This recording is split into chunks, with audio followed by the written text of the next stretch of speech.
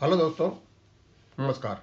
मैं दीवानसी आपको बताना चाहूँगा कि 0.87 को एक स्लैब ना मानना आईबीए के लिए भारी पड़ता चला जा रहा है और हमारे बहुत सारे एक्टिविस्ट्स ने उसकी जानकारी यूट्यूब पर डाल दी है, व्हाट्सएप पर दे दी है और एक पत्र एडवोकेट कमल पाटनी साहब ने सीईओ आईबीए को लिखा हुआ है और एक पत्र जे शुक्ला साहब ने जो नेशनल कन्वीनर हैं उन्होंने लिखा हुआ है। ये फोरम ऑफ बैंक पेंशनर्स के हैं, चेयरमैन को एक पत्र लिखवा है उन्होंने और उसे कॉपी दे रखी है एस के गोयल चीफ एग्जीक्यूटिव और मिस शालिनी पंडित जॉइंट सेक्रेटरी बैंकिंग ऑपरेशन दोनों को। उनकी डिटेल क्या क्या है यहाँ इन्होंने यहाँ पर दे रखा है। उसके बाद चल रहा है यहाँ चेयरमैन को कॉपी गई है और उनके चीफ एग्जीक्यूटिव ऑफिसर को भी कॉपी गई हुई है और डीएफएस को भी गई हुई है। Discrepancy in DS lab February 2026।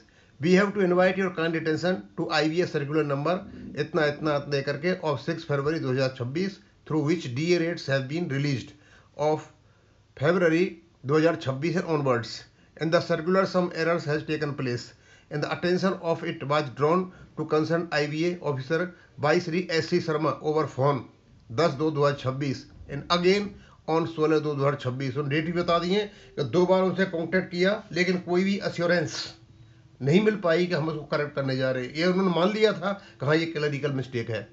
While deciding DS Live 87 fractions of indices has been ignored while it should have been taken as one slab, though the concerned officer agreed to it, termed it as clerical mistake, but refused to rectify an issue revised। कमाल की बात है, गलती भी मानते हैं और गलती को ठीक भी नहीं कर रहे हैं। Due to this pension up to 31/2000 get one slab less DA from February 2026 and July 2026।